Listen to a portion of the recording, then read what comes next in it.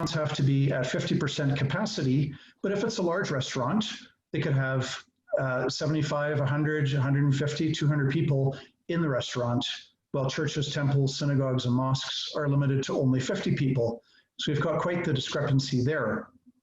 On social distancing, the Premier Kenney wants social distancing adhered to in churches at all times, unless you are members of the same family, you live in the same household. Otherwise, there has to be social distancing in churches at all times. In restaurants, you can have 6 customers from 6 different families seated together at the same table, 1 or 2 feet apart, no social distancing required. When it comes to food, temples, churches, mosques, synagogues are prohibited from serving any food or drink before or during or after the service. Now, this has a particularly harsh impact on Catholics for whom the Eucharist is central to the faith. And even though the priest typically is the only person to touch the bread, and even though it's served directly to the person receiving it, there's no food allowed in churches. So Jason Kenney is banning the Eucharist for Catholics. But in restaurants, you've got plates of food that are touched by multiple people, and then they're carried through the restaurant past other customers, and then placed on a table where no social distancing is required. So there's a big difference there when it comes to food. Churches are not allowed to have children's church, nurseries, Sunday school programs for kids. Those are prohibited. And now I'm making a comparison not with restaurants, but with daycares and day camps. They are fully operational. You can drop off your kid at a day camp at 9 o'clock, pick her up at 4 o'clock. So daycares for little kids and day camps for the older kids are allowed, but churches are not allowed to have Sunday school, children's program, children's church. So another big discrepancy. Last, another one is cars. If a church wants to have a drive-in service, and those of you in Ontario are probably very familiar with the Elmer Church of God. I'll get into that a little bit more later. A drive-in service for churches, the cars have to be parked 2 meters apart. This is imperative because we all know that COVID can kind of jump through glass and metal and hop from car to car. So I guess it's important to have them 2 meters apart. But in all seriousness, at other parking lots for Costco or Safeway or Walmart, there's no distancing there, nor is there distancing at your Tim Hortons drive-through, your McDonald's drive-through, where millions of Canadians, or in Alberta's case, hundreds of thousands of Albertans are driving through, and they're a foot away from the window, and they're receiving food and beverages. That's okay. But when churches want to have a drive-in service in the parking lot, the cars have to be 2 meters apart. Last but not least, the most frightening, Jason Kenney has asked churches, temples, synagogues, and mosques in Alberta to keep a list, to create a list of names of people who attended the religious service. In contrast, the stores, restaurants, pubs, bars, cafes are not required to maintain lists of their customers. Now, I find this particularly frightening because only in a police state is the government interested in knowing the whereabouts and the activities of the citizens. In a free country, I can go wherever I want, and it's none of the government's business whether I'm at home with my family or whether I'm at work or whether I'm at church or whether I'm shopping, whether I'm at the gym. It's not the government's business. When a government acquires this kind of information, and Jason Kenney has also advocated for smartphone technology to track the movements of citizens, that's creepy. It's scary. That is a police state where the government is keeping track of the citizens. In a free society, the government would try to track, say, registered sex offenders or violent criminals who are at a high risk of reoffending. So in a free society, we would make some exceptions and we would say, well, some people convicted of some serious crimes it's okay to force them to have an ankle bracelet or something and track their whereabouts. Okay, fair enough, that's the exception. The other 99% of the population, the government's not interested in our whereabouts. Now, some would argue, well, what about public health? Well, two things. First of all, if public health is really driving public policy, then you would not see churches, mosques, temples, and synagogues singled out for keeping track of who was there. Okay, why is this only houses of worship that Jason Kenney is asking to keep track of the names of people that are attending religious services? Why is that not imposed on stores and businesses? So that's one thing. It shows you it's not driven by science or public health. This is a targeting of religious houses of worship. The second reason is more important, and it's this. Governments never violate your freedoms without creating some pretext. And the pretext changes from decade to decade, from century to century. The pretext could be building the workers' paradise. And this is what we had under totalitarian Soviet communism for many decades, from 1917 until roughly 1991. Well, we're going to crush freedom of speech, freedom of religion, freedom of conscience, freedom of association, freedom of assembly, the right of parents to educate their own children, the right to own and enjoy private property. We're going to crush all of these freedoms because what's really important is that we all unite behind the banner of building the workers' paradise. That's one example. We have Lebensraum is another example of some pretext for violating rights and freedoms. We have fighting terrorism. This is far more recent. Everybody, even if you were born not that long ago, you've heard about fighting terrorism. Governments will use that as a pretext to strip away our rights to privacy, our freedoms. It could be stopping bullying in schools. It could be national security. And now it's public health. Public health is the banner that the governments want us to accept the stripping away of our rights and freedoms because, well, surely you don't disagree that we've got to save lives, right? So sounds very convincing, but when you look at the effects of these policies, and I'll get into that a bit later, it's questionable how many lives really are being saved, and more significantly, it's not at all clear that we're saving more lives than we're destroying by way of the lockdown measures. So I would not be surprised if outside of Alberta you start to see this same kind of discrepancy where there are very unscientific, irrational differences between what is required of houses of worship and what is required of businesses. In Ontario, the Elmer Church of God, the Justice Centre filed a court application against the Ford government to get a ruling against the authority there, and the Ford government has relented. So I guess that's a positive development. But all across Canada, we've really turned into a partial police state with snitch lines, with a senior getting fined $800 for walking his dog, with a pastor in Calgary getting a $1,200 ticket for feeding the hungry and the homeless, who are, I think, probably hit a lot harder these days compared to a few months ago with all the lockdown measures. I know a lot of charities are struggling, seeing big drops in their revenues. These are the same charities that ordinarily year-round are looking after the down and out, the vulnerable, the drug addict, the isolated people. And when charities lose their money, they cannot carry out their work. So that's significant. But this pastor in Calgary is fined $1,200 for distributing food to the homeless and the hungry in downtown Calgary. A case that the Justice Centre is taking on is an Edmonton street preacher who's handing out tracts, observing the social distancing. He's got some apparatus contraption that you can hand a leaflet on this stick, 6 feet away, and, gets a $1,200 ticket.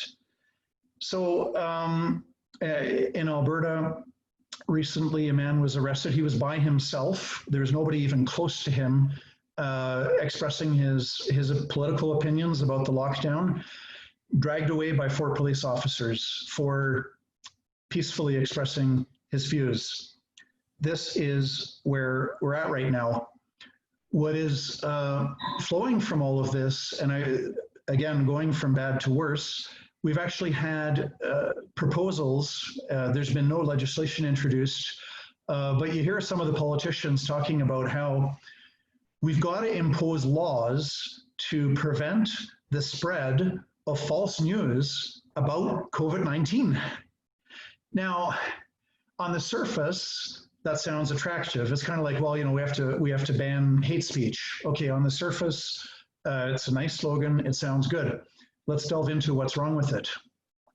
If we're going to ban the spreading of false news about COVID or about any other topic, we have to ask ourselves, who is going to have the authority? Who's going to exercise the authority of determining what is true or false? Will that be our illustrious Prime Minister with his multiple degrees, who always exemplifies a thorough knowledge of all topics? Will be our Prime Minister who determines what is true or false? Will it be unelected, unaccountable bureaucrats? Who will it be? Now you could say, well, the experts. We'll put the experts in charge of what's true news about COVID-19 and what is false news about COVID-19. Well, that sounds good as well, except that the experts don't agree. They're very educated people with multiple degrees who have devoted their entire careers to working in viruses or working in other related fields of medicine, and they don't all agree. So the experts themselves are divided. So you're back to this question, okay, so which experts get to be in charge of determining what is true and false? Even if we could find those experts, part of what enables us to find truth, whether it's political truth, theological truth, scientific truth, literary truth, truth in the fields of engineering, you know, what are the best principles? What's the truth about how to build a good bridge? There's always a benefit to debate. And in fact, the whole idea of science is debate, in the sense that you observe reality and you put forward a hypothesis that I think this or that is happening because of this or that. You put forward your hypothesis, and then you test the hypothesis against reality. And then you might find that your hypothesis just doesn't work. You know it's not true because you're continuing your observation of your hypothesis. And somebody else comes along with a different hypothesis, and there's debate as to which idea is accurate or more accurate, which one is true, or which one comes closer to the truth. And so this whole process of debate is fundamentally important to a democracy when we are looking at, I don't care what the issue is, whether it's the right level of taxation, whether it's laws that protect human life, whether it's Aboriginal policy, whether it's immigration, whether it's multiculturalism, whether we're talking about the minimum wage, whether we're talking about deficits, debt and deficit, whether we're talking about healthcare. You know, why would you shut down a debate on healthcare when we've got so many different models all over the world? You have a lot of countries doing a lot better than Canada in many ways. You have other countries not doing as well as us. But how is it helpful to say, well, there's going to be one truth about healthcare policy, and so we're going to shut down the debate? So my point is that no matter what the issue, no matter what the topic, you're better off having that healthy debate than you are to empower politicians or bureaucrats or certain experts selected by bureaucrats or certain experts selected by politicians. You're better off, especially something important like trying to deal with this COVID-19. What's the best way to deal with it? I mean, do you want bureaucrats and politicians to decide what the truth is? If you had this law enforced retroactively, you might see the Prime Minister and Theresa Tam in prison because at one point, you know, masks were useless, and you know now they're kind of good. You know, maybe in the future they'll be mandatory. But there's another example. Even the debate about whether or not masks are helpful, partially helpful, very helpful, totally necessary, a waste of time. you got to have that debate. The debate has to be open and free-flowing. So shutting down, so I find that very frightening that in this COVID crisis, that politicians are thinking and talking about prohibiting the spread of false news. By the way, the Supreme Court of Canada struck down a provision in Canada's criminal code. There used to be a provision in Canada's criminal code that made it illegal to spread false news. And one of the reasons the court struck that down as an unjustified violation of freedom of expression are some of these same points, right? Who gets to determine what is true or false? And the court even went so far as to say there could, in some cases, be a benefit to false news. Now I'm really getting off on a tangent, but it was a long court ruling. But something that's false, if it provokes people into a good course of action, if somebody exaggerated the number of spouses that are being beaten, and if that mobilized people to care more, there could even be some benefits to false news. That's what it's not what I'm saying, but the court said there's even a silver lining on that cloud. So the courts have struck down already a ban on false news. Now that would not prevent government from trying again. And unfortunately, the Supreme Court of Canada is not reliable on sticking to precedent. It only takes about 20 years for them to do a 180-degree turn. So it's very, very important that we fight to preserve our free speech. The other thing is that can spread. If the government passes a law to make it illegal to spread false news about COVID-19, once that's in place, well, what other topics can the government then say, we're gonna make it illegal to spread false ideas about whatever? The list has no end to it. The other thing I find rather terrifying is all of this talk about vaccines. We've heard our Prime Minister, I believe, this is secondhand, I'm not able to watch the daily news conferences much as I would like to.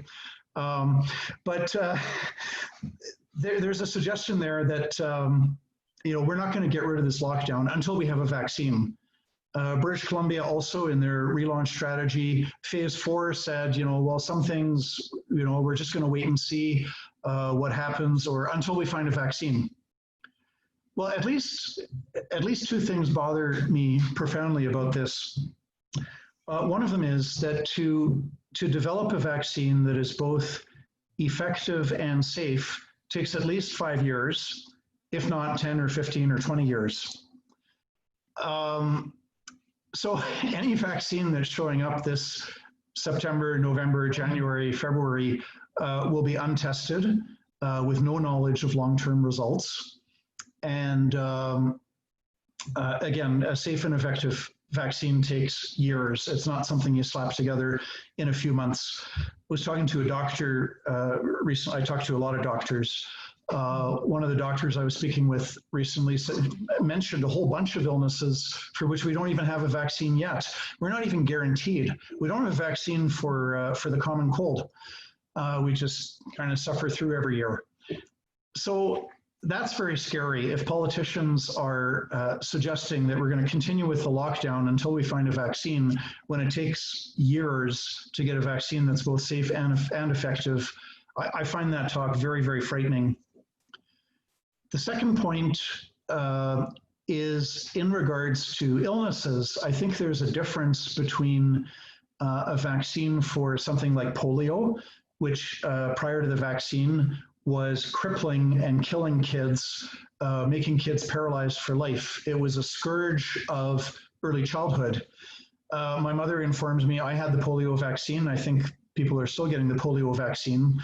There's a difference between a vaccine for a crippling illness in contrast to something like COVID. Now, I know that we were all told in March by Dr. Neil Ferguson of Imperial College in London, England. He said that as many as 510,000 people in the United Kingdom could die of COVID-19 if we didn't immediately impose a lockdown, which the Prime Minister promptly did not long after being told that as many as 510,000 people could die. Dr. Neil Ferguson also said 2.2 million people in the United States could die of COVID-19. The actual number right now is closer to 80,000 people in the United States, which is tragic and which is also not different from what you get in a typical flu season. So the numbers are in. We should be governed by facts, not by fear-mongering. In March, I think the governments were arguably justified in taking very decisive action very quickly to protect people. Now we're in the month of May, and when you look at the COVID-19 death statistics that are being put out by the Italian government, the British government, the American government, the Ontario government, the Alberta government, all these governments are posting COVID-19 death statistics. Okay, so this is not my opinion. This is data that you can go look up on your own. The death statistics on COVID-19 show that it is within the same range as a bad annual flu. Now, you could still argue that COVID-19 is worse for other reasons. Okay, fine. But I think death is a pretty important indicator. If you're going to look at a disease, you want to know how many people does it kill, how many people does it cripple or produce, serious, long-lasting negative health consequences. Those are relevant criteria. Certainly, when it comes to death, the COVID-19 numbers that the governments themselves are releasing show that it's within the same range as an annual flu. So, what does this mean? Well, again, I go back to there's a difference between a vaccine for polio versus a vaccine for COVID-19. In my opinion, they're not of the same magnitude and there's not the same imperative. But the more important point is it takes 5, 10, 15, 20 years to develop a vaccine. Third point in relation to that is that viruses mutate. So even if we could come up with a vaccine by January or February that is both safe and effective, which is highly unlikely, but even if we could, by then there's going to be a slightly different virus floating around and that vaccine is not going to work against the new virus. So that begs the bigger question: are we going to live in lockdown forever, waiting for the right vaccine? So are these charter violations? What are the charter violations here? Clearly, our freedoms of movement and liberty, travel, mobility, association, peaceful assembly, and our religious freedom, absolutely no question, hands down. When you've got Jason Kenney in Alberta telling Catholics they're not allowed to receive communion, that's clearly a violation of religious freedom. I don't think anybody is arguing that these government lockdown measures are not violating charter freedoms. They very obviously are. If you can get a ticket for $1,200 for being out and about outside, and if you can't go to church and you can't move, you can't travel, you can't assemble, you can't associate, except for only 5 people, those are definitely restrictions on our charter freedoms. Now, what the charter requires is that whenever politicians violate charter freedoms, the violation has to be demonstrably justified in a free and democratic society, hence the term demonstrably justified. The Justice Center last week, 6 days ago, we released a paper called No Longer Demonstrably Justified, and that's a reference to the wording in the charter. So politicians can, in a case of a public health emergency, under the Constitution, politicians can violate our charter freedoms. However, those violations have to be demonstrably justified in a free and democratic society. Now, there's a very complex, or somewhat complex, 2-part test, and the second part of the 2-part test has 3 components.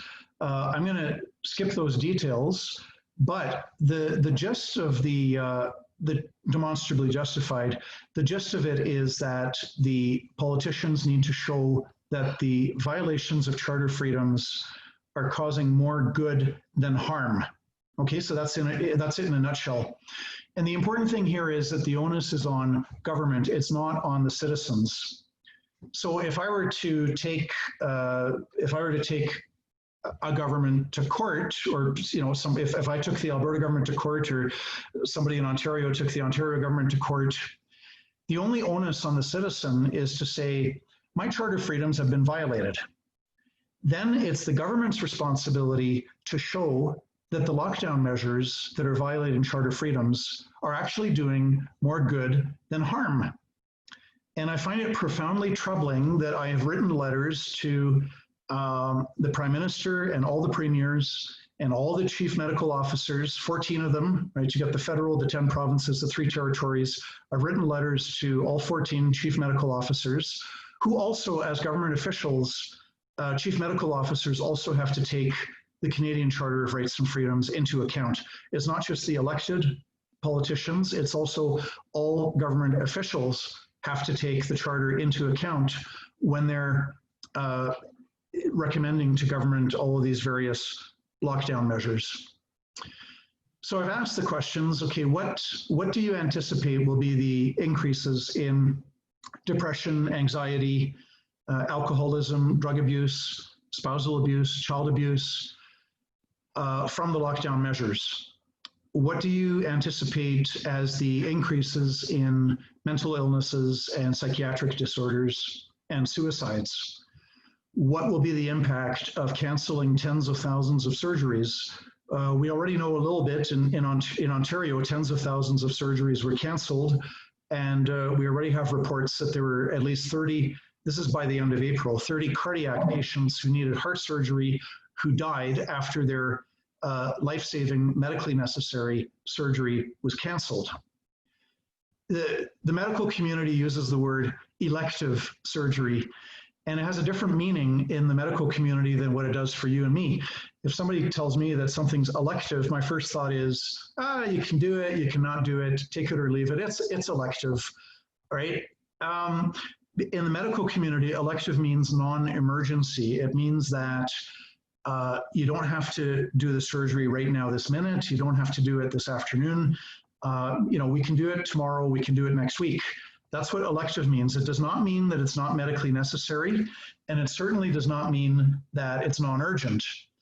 Some of the people on waiting lists are ticking time bombs in the sense that they could die any moment because they desperately need their heart surgery. But yeah, these are elective surgeries because it's not the same as, let's say, you just got a gunshot wound through your shoulder, or you just got into a bad car accident and you need to have surgery right now this minute. Or, a woman in labor needs help like right now this minute, possibly we can, need an emergency C-section, whatever. Okay, so those are emergency. But elective simply means non-emergency. So when the Alberta government canceled 22,000 surgeries and the BC government canceled 30,000 surgeries, and the Ontario government, I don't know the number, but I venture a guess, higher than both of those combined, over 50, 60, 70,000 surgeries. That includes surgeries that are urgent, where people are at risk of dying. It also includes people that have been in severe pain 24 hours a day for months on end. I had one client, we challenged the healthcare legislation in Alberta. We were unsuccessful, unfortunately. I had a client who was in severe pain 24 hours a day for a year and a half. And I would not ever say to him or to anybody else that his surgery was not urgent. So we have to remember that when the chief medical officers and the politicians say, oh, we've canceled elective surgery. Well, a lot of those were very, very urgent. And we're going to see more deaths all over Canada. The government actually is obligated to look into that and keep track of it and actually make an effort to discover how many people have died and will die. How many people have died or will die because their surgery was canceled. And if a government fails to do that, they're not performing their constitutional duty, because their constitutional duty is to weigh the good and the harm of their charter violating lockdown measures. Now, it may turn out at the end of the day, maybe when the chips are counted, when everything's said and done, maybe there will be adequate demonstrable justification that the lockdown measures actually saved more people than it killed. That might be the result at the end of the day, which is why governments are obligated to look very seriously at that. And a government cannot, under the Constitution, refuse to make an effort to determine how many Canadians died because their medically necessary, and in many cases urgent, surgery was cancelled. So there's another question chief medical officers are not answering. How many people, not answering yet, and how many seniors are going to be found dead at home alone because of the social isolation measures. These are people that they're not in nursing homes, they're in reasonably good health, they're living on their own, but they're getting regular visitors, maybe, family, friends, who might notice, oh, you've got a change in skin color, or it looks like you've lost some weight. I'm going to go take you to see your doctor, or I'm going to take you to emergency. Well, now those seniors are not getting visitors coming by. So how many seniors are going to die because of the social isolation measures? And the list goes on. You can find that on our website, www.jccf.ca.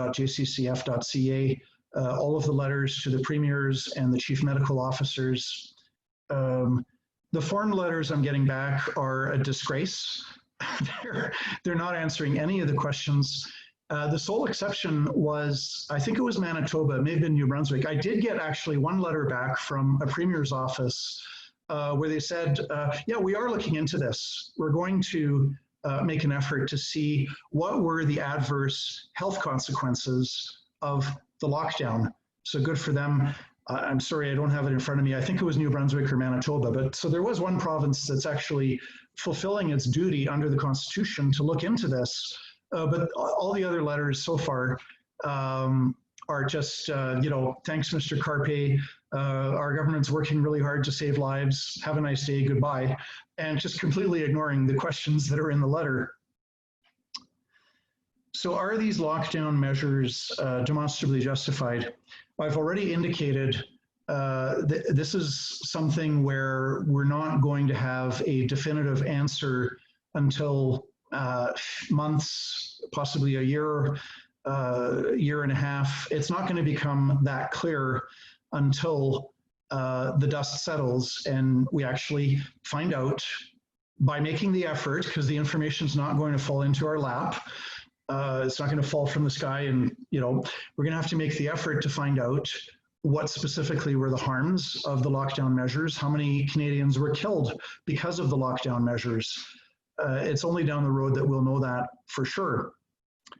I would say though, and we've said this in our paper, that now that we have more information, the lockdown measures, in my opinion, are no longer demonstrably justified as of right now.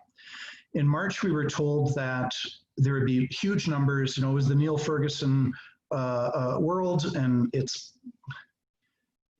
another thing. Governments have not answered. The Alberta government has not answered the question on what were your models, your booga booga booga models with all the fancy curves and colors. And Jason Kenney said as many as 32,000 Albertans could die of COVID. We're currently at roughly 125 people that have died of COVID, not 32,000. So we know that these models, which are the justification for the lockdown measures, the models are demonstrably false. We were also told in March that, this is not, COVID-19 is different. This is a disease that's not just going to harm people in nursing homes and people that are older and weaker, more vulnerable, less healthy, people that have one or two or three serious medical conditions. No, this is going to harm young people and healthy people and strong people. Well, okay, in March, maybe we didn't know. And so in March, you could say, okay, well, let's bring in all these lockdown measures because we just have to protect everybody. What we know now from the data that the governments are putting out, the American, the Italian, the British, the Ontario, the Alberta, every government is putting out the data. Alberta is not uncommon. 96% of COVID-19 deaths in Alberta are amongst people ages 60 and over, and 0 deaths for people under 20, and a very small number of deaths for people under 60 who had some pre-existing health conditions. And so that data, again, is when it comes to death, the COVID-19 is not different from the death toll that the annual flu is taking on people. So we need to move from fear to fact. We need to look at the facts. The facts are available. I'm referring to government health data. So we were told, yeah, large number of deaths, young and healthy people are going to get killed, hospitals are going to be overwhelmed.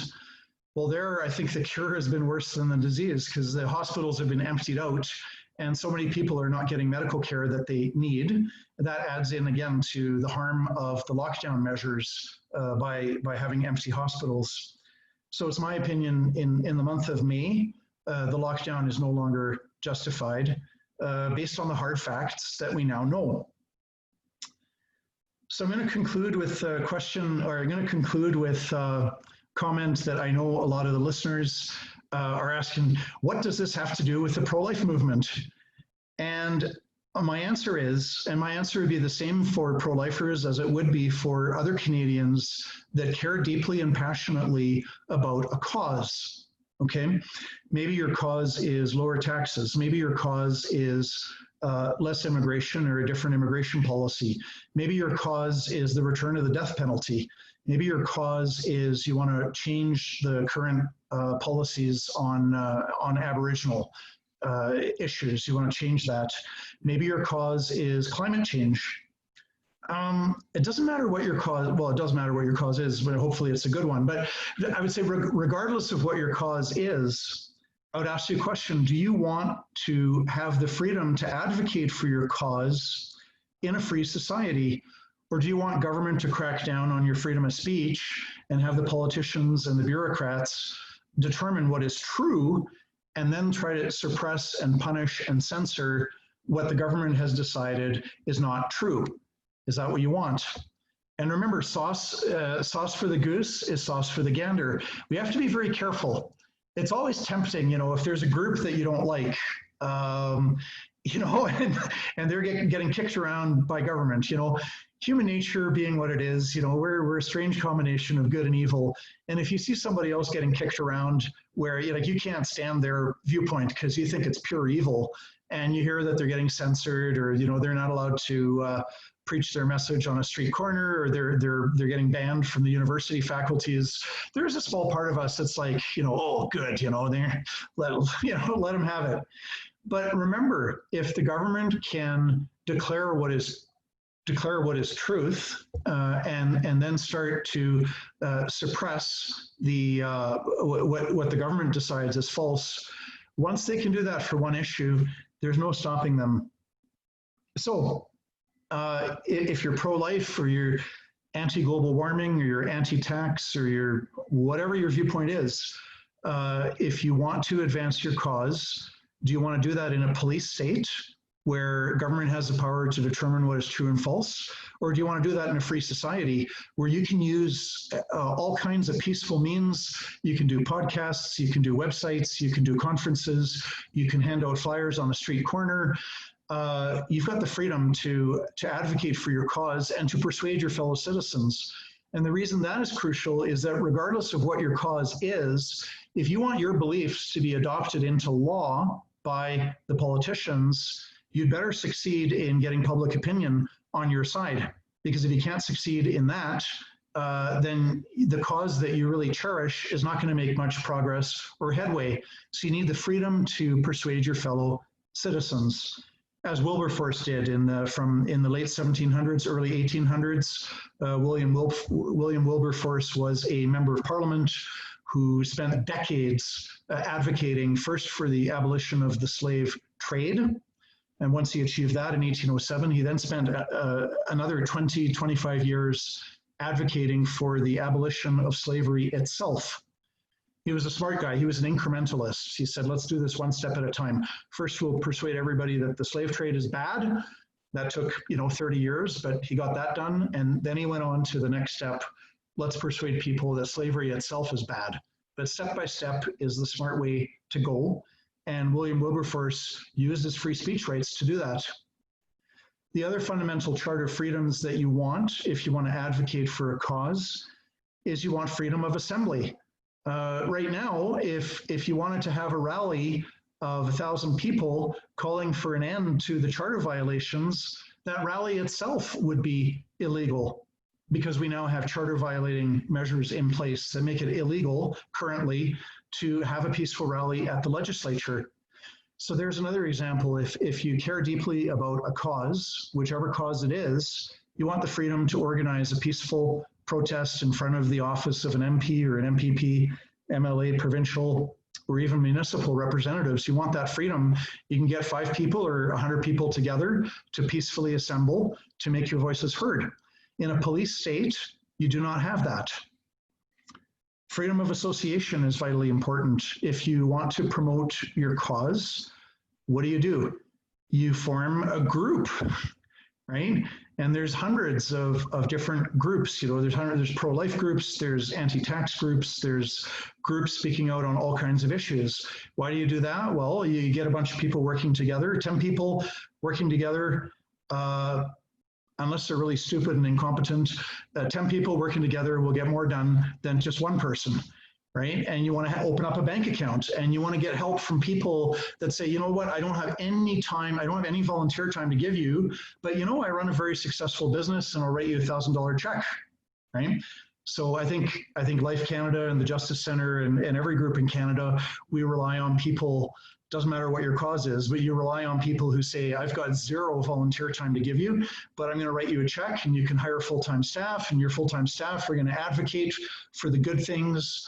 You need freedom of association to do that, to create the freedom of association. You need other things. You need privacy rights.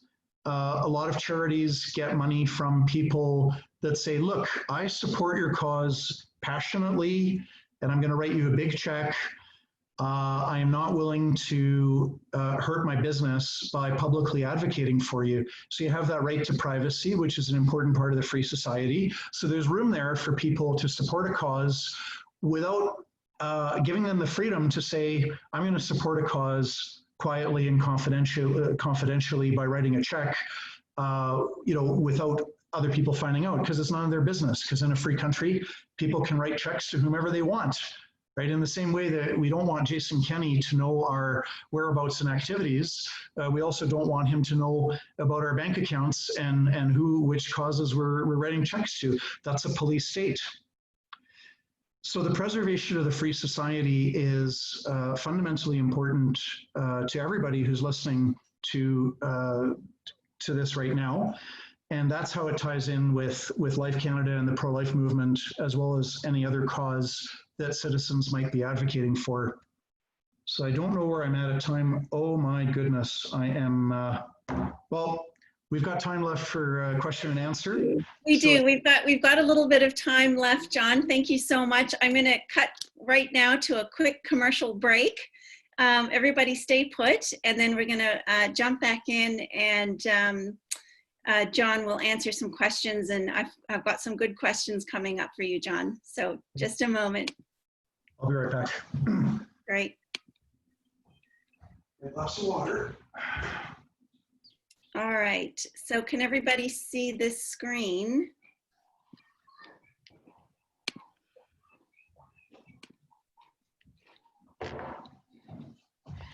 So this is just a little video about 3 minutes long, just on the work that LifeCanada does.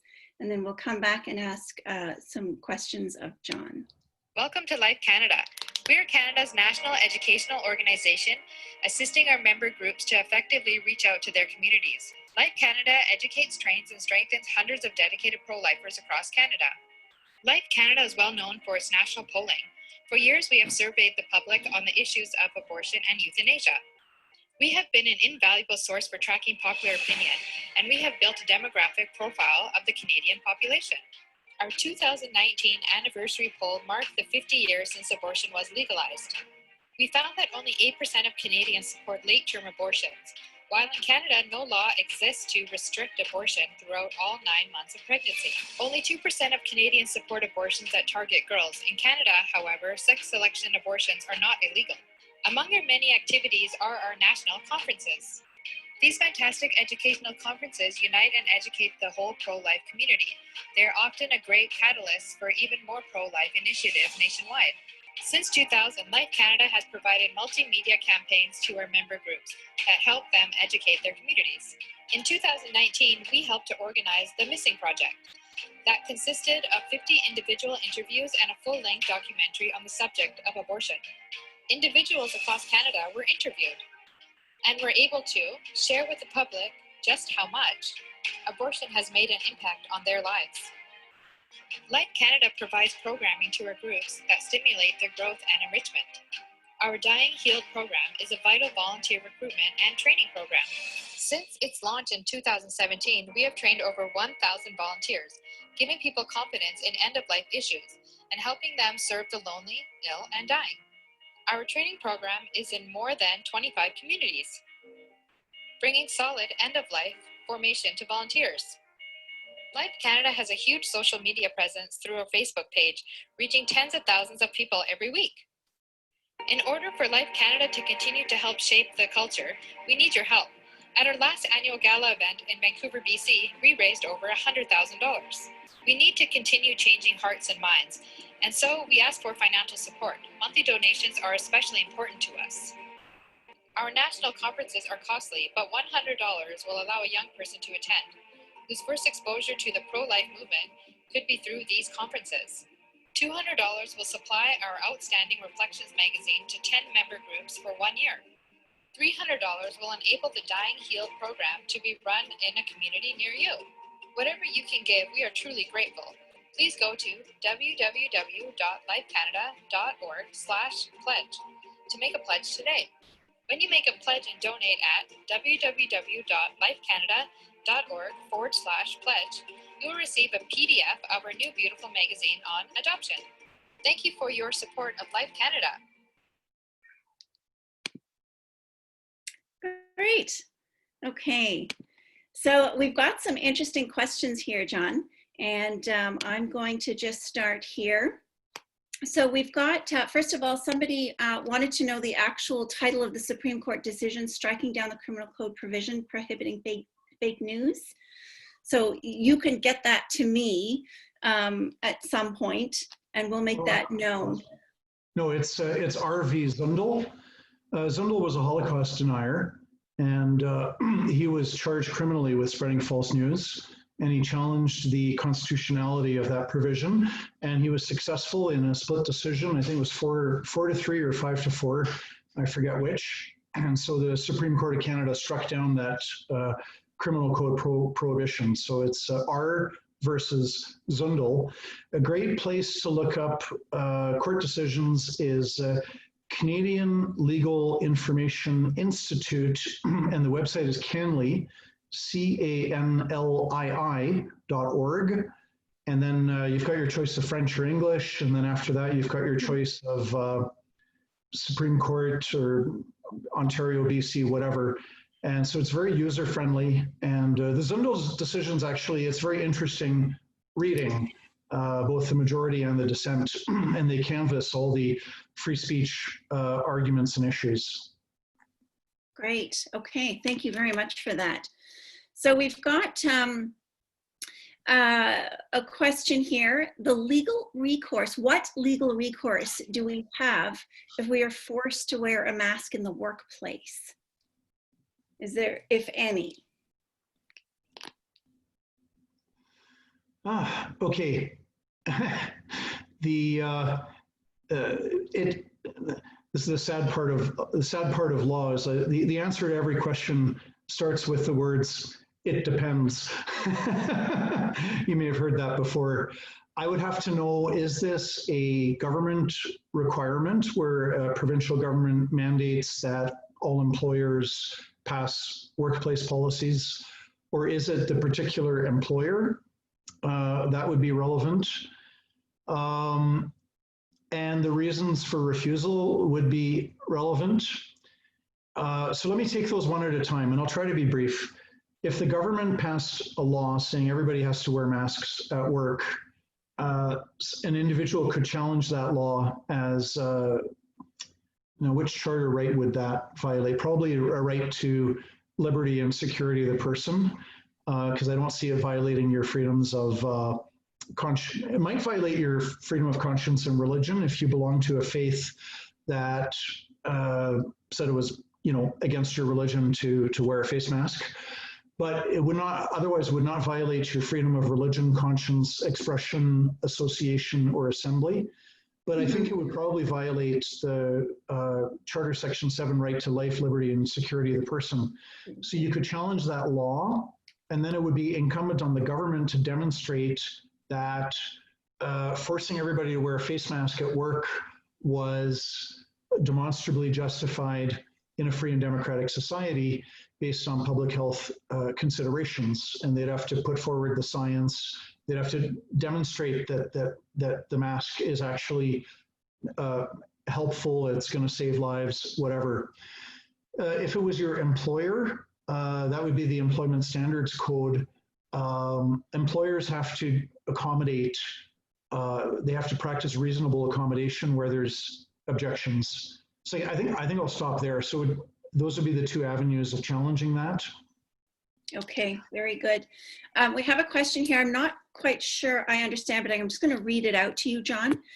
Motive means opportunity. What is the factual motive that I think the provincial governments and the federal government have for the accusation of denial of the Charter of Rights? So far, it appears reasonable, not overwhelming the healthcare system. We all have to give, I think it's their meaning, we all have to give or take some rights here, I think.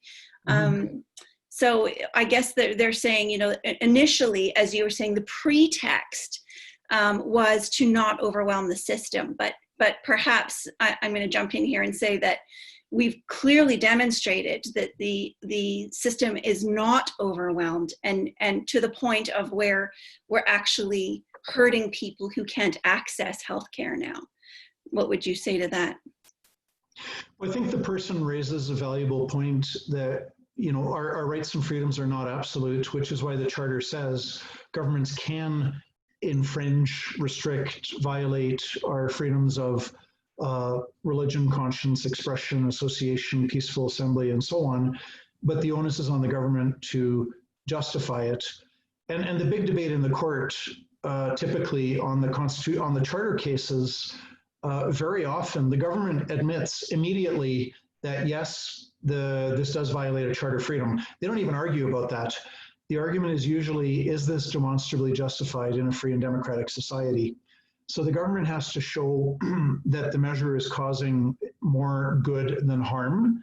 They also have to show that it's a narrowly tailored measure. So for example, in Alberta, and I believe also in Ontario, governments have given police access to medical records. In Alberta, it's been with the stroke of a pen because Jason Kenney passed Bill 10, which allows cabinet ministers to write new laws on the fly without any legislative oversight during a public health emergency. So a week or 10 days ago, we had our health minister, Tyler Shandro, suddenly create a law that police would have access to confidential medical records. Now, the pretext here was that some police were complaining that they were getting coughed on by people that had COVID or might have had COVID.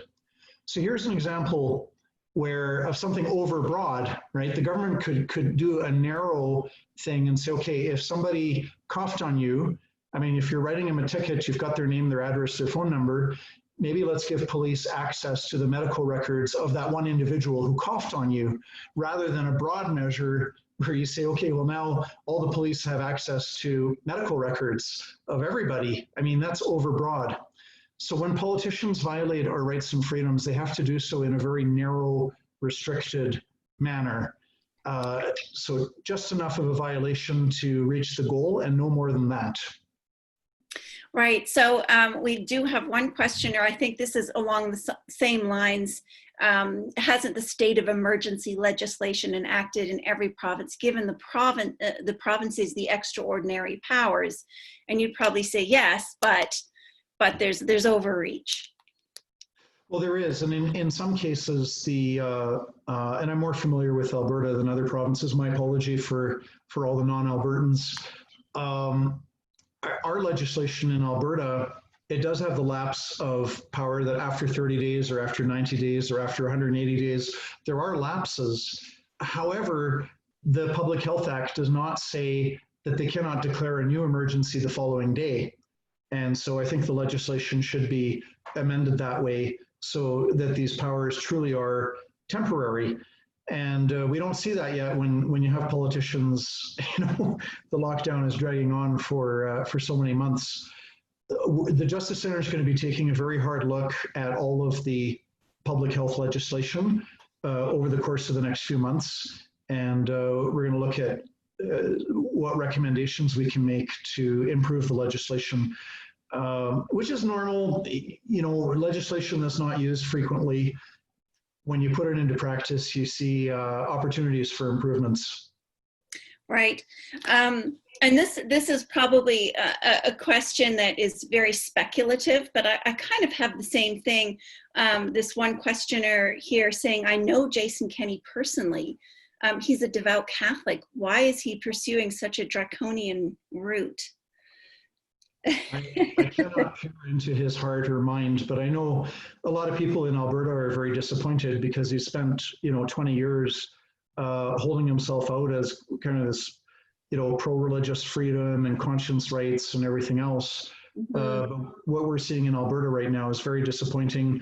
I don't know what's going on. I also know him personally, but we haven't spoken recently. Mm-hmm. Okay. We've got a few more.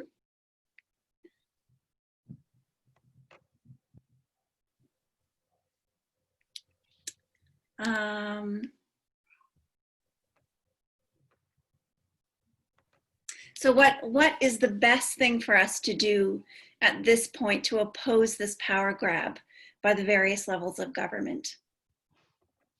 The best thing is to contact your own MPP or MLA. Now, the federal, it makes some efforts there, right? But most of the day-to-day violations of our charter freedoms right now are coming about because of provincial governments, and that's what you would expect under our constitution, because the provinces are responsible for property and civil rights, and they're responsible for healthcare and education and a lot of the transportation. So, if you're going to have a state of emergency, then you would expect the provinces to be really handling that on a day-to-day basis. It's totally good to email the premier and copy the chief medical officer, but people need to phone and email their own MPP, MLA, provincial representative and speak up, request a meeting. It is amazing how few people people are terrified of their politicians, and I don't know why, because I've met many over the years, and I can tell you our elected representatives span the same spectrum as the general population. So you got some of them are really, really smart and might be intimidating, and most of them are kind of middle of the road, and some of them, the elevator doesn't go too far up past the mezzanine. So there's no reason to be intimidated by politicians and asking for a meeting. And they typically will say yes. Cabinet ministers are more busy, but your MPP or MLA who's not a cabinet minister, they have time for a phone call. I've had a phone chat just last week with my own MLA. So ask for, don't request a meeting right now because we're under the lockdown and social distancing, this and that, but ask for a phone call. Say, I want to talk about this. Here's my cell phone, call me between these hours, and talk to your MLA by phone. And there's no substitute for that. Asking, an organization like the Justice Center to take a case to court, yes, absolutely, we do that. We've done it in the past. usually successfully, but not always. We'll do it again in the future, hopefully also mostly successfully. But that should be the backstop. The real work of constitutional, if you love your freedom of speech, your freedom of religion, where the daily battle is in the public policy process with your MPP, with your MLA. So, sorry, that's a bit long-winded, but basically, send an email to your MLA or MPP, ask for a phone call, tell them you want to discuss it, and take an active part in it. And do not despair, do not give up. Remember, it took William Wilberforce and other people, it took them 25 years to persuade Parliament to abolish the slave trade. You know, what if they'd given up after a few weeks, a few months, a few years? Mm-hmm. And just, I'm going to go to one last question here, which I think is kind of interesting. What are the consequences for political leaders and health officials if, in a year, as you've said, it is clearly shown that the lockdown was not demonstrably justified? Do you think there will be any consequences? And I guess that probably very much depends on us, right? Well, I would hope that there would be political and electoral consequences. I should say I do have more time for questions. So, you know, if there's another one or two or three after this, that's fine by me. Sure. Constitutionally, there is not that much of a remedy. I suppose after the fact, when we have more data, I suppose you could go into court and ask for a declaration that the violation of charter freedoms was not demonstrably justified in a free and democratic society. You could do that. I think what's extremely important is to ask the tough questions and insist that politicians actively look at the harms of the lockdown and proactively seek out that information. That's going to require a lot of pressure because they're already in bragging mode. When Christine Elliott in Ontario was confronted with the fact that a number of cardiac patients had died after their surgeries were canceled, amongst the first words out of her mouth were, "We're saving thousands of lives." And now, you know, certainly in Alberta, and it would not surprise me if it was the same in other provinces, the politicians are saying, "Oh, we've saved lives. If it wasn't for the lockdown, we would have had all these astronomically huge death numbers." So it's going to take a lot of pressure to get the politicians to honor their constitutional obligation and actually proactively research and investigate and gather the information about all of the harms with deaths from canceled surgeries, seniors dying home alone, alcoholism, suicide, depression, and even the economics. The wealthier societies have better health care and they have a longer lifespan. Third world countries, there's all kinds of illnesses in a third world country that if you get this particular illness, you're going to die within weeks or months because the money's not there, the economic prosperity is not there. So that's another factor. If you cripple the economy, people say, well, you know, you have to choose human life ahead of the economy, as if they're opposites, but they're not opposites, because if you have a strong economy, then you've got the billions and billions and billions of tax revenues that are put into the healthcare system, as well as billions of dollars in people's own pockets to pay for their own healthcare outside of what the government provides on all kinds of, you know, beneficial things. When you have the prosperity, you have a higher lifespan, you have better health, you have fewer people dying. So don't be fooled by this, oh, we got to put human life ahead of the economy. If you cripple your economy, you're going to kill people. So that's another thing politicians need to think about is throwing millions of people into unemployment and bankrupting the country and getting this, you know, everybody can just live off of free welfare checks forever. There's going to be catastrophic economic consequences that are going to have a vastly lower standard of living for everybody, and you're going to have poorer healthcare and more people dying. So if you care about human life, you have to care about the economy. Very good. Yeah, there was an excellent article that I posted on our Facebook page a little while back dealing with that question specifically, that they're not mutually exclusive. They're in fact, they're both very, very important, each to the other. I've got another one here. In my province, people are overwhelmingly on the side of the state of these measures. And he's saying it's disturbing, but it's the reality. And I think that is the case. Certainly there was a lot of fear in the beginning, but we have seen that things haven't panned out as to be as terrifying as we first thought. But we do have, I think, a lot of people that are very influenced by the media. And I guess really our job is then to continue to promote precautions, but not precautions that go so far as to violate these fundamental freedoms, I think. Is that what you? Well, I remember more than 30 years ago when I was 18 years old and I had a job in sales and I went through sales training.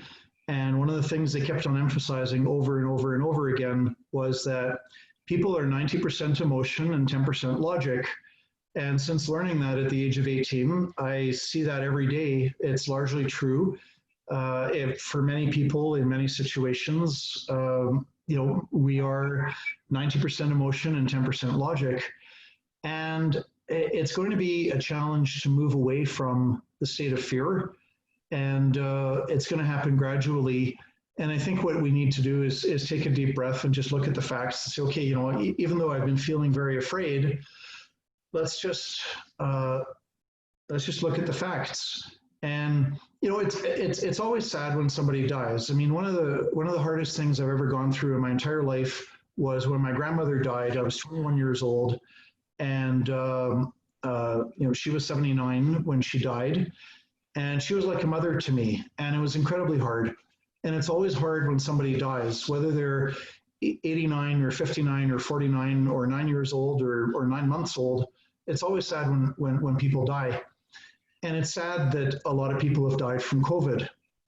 Now, the fact that we feel sad about death should not prevent us from looking at facts. And so we have to look at these statistics on the COVID deaths that are produced by governments. We're not talking about some crazy organization that's creating its own stats on its own websites.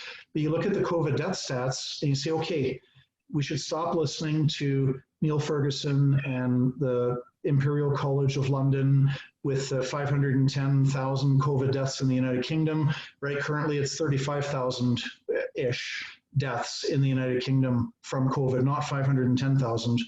Or we've got 125 deaths in Alberta, not 32,000 deaths.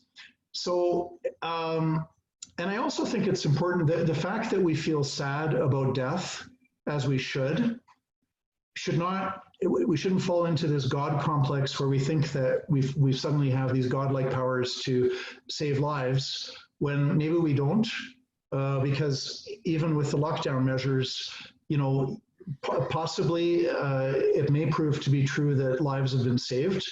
That's not been proven, by the way, because COVID got into the nursing homes anyway, and it killed people there. It killed 80% of the deaths from COVID are in nursing homes.